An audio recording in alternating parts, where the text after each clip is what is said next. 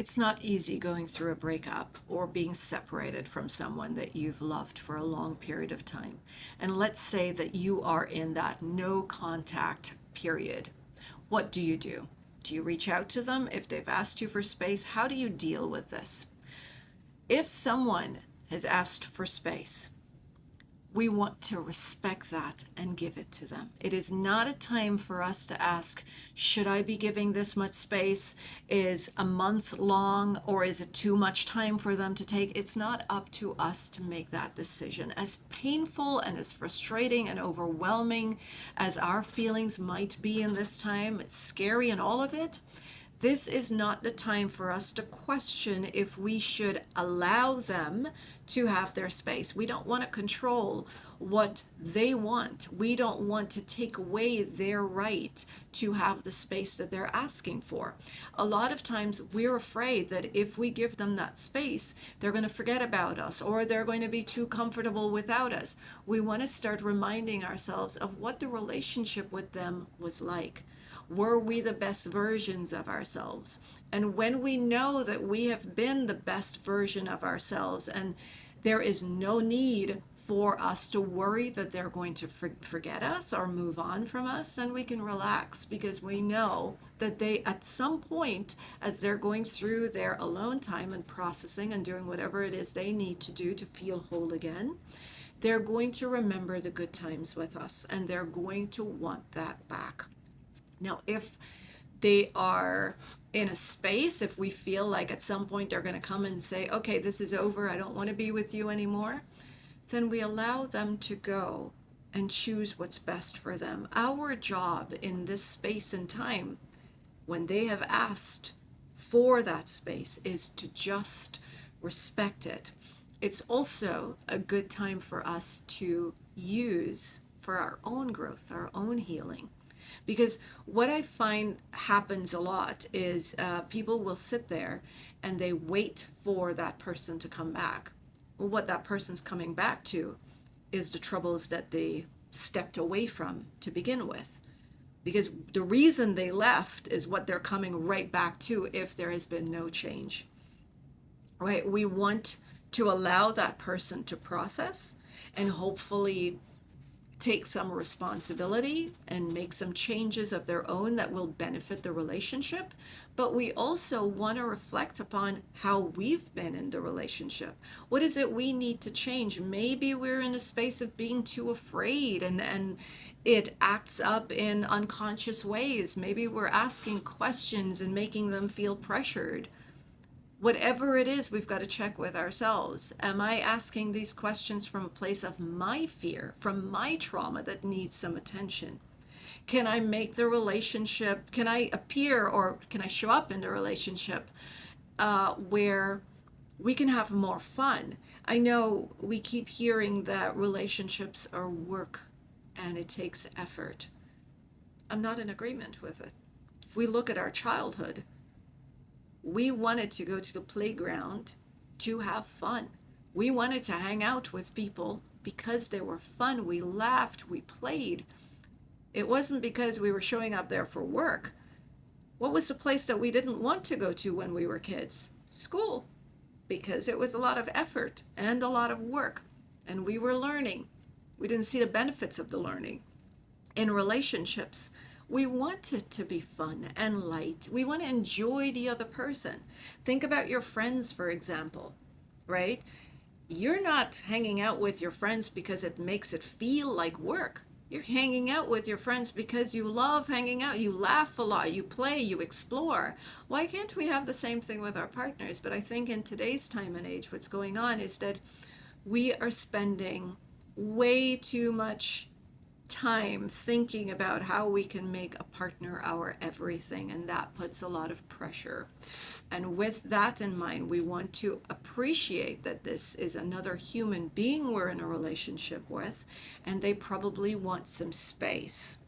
Now, because relationships have become such a place of work and effort, some people can become overwhelmed, especially someone with an avoidant attachment style. They can become incredibly overwhelmed with the responsibility or feeling responsible to show up in absolutely every area of their life in equal amounts. It takes up a lot of energy. And when it comes to someone that they love, they're often afraid that the pressure of work, the pressure of showing up for family members can become too much, and they may put that strain on the relationship they have with you, their person. Their person, they're expecting to be their safe space, but they know that they've got a lot to deal with, and their person may not be able to support them through this. And a lot of times it becomes so overwhelming that they may ask for space. And it's really, in many, many cases I've seen, it's not to leave you. It's not to find an exit out of the relationship. Many times it's just to sort out the other emotional stuff that's going on. They just want to have their autonomy.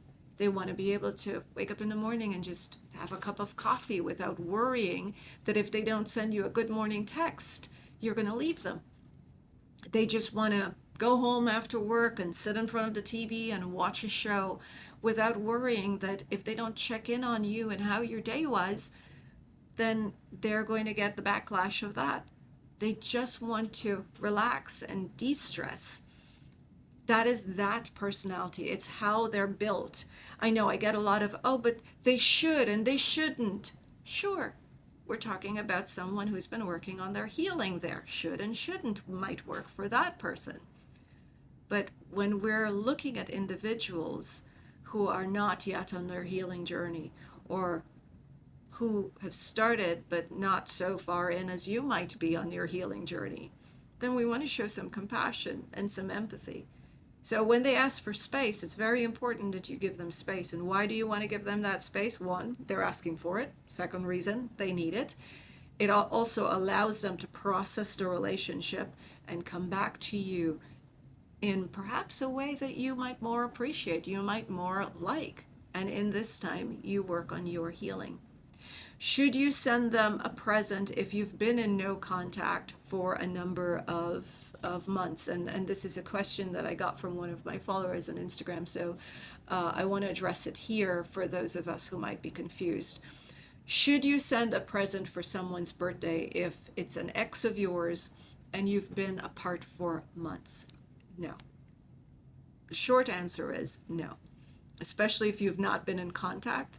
No. And the reason for that is you don't know what's happening in this person's life. You don't know, after such a long period of time, how much work they might have done on their healing after the breakup, how far they are on their healing.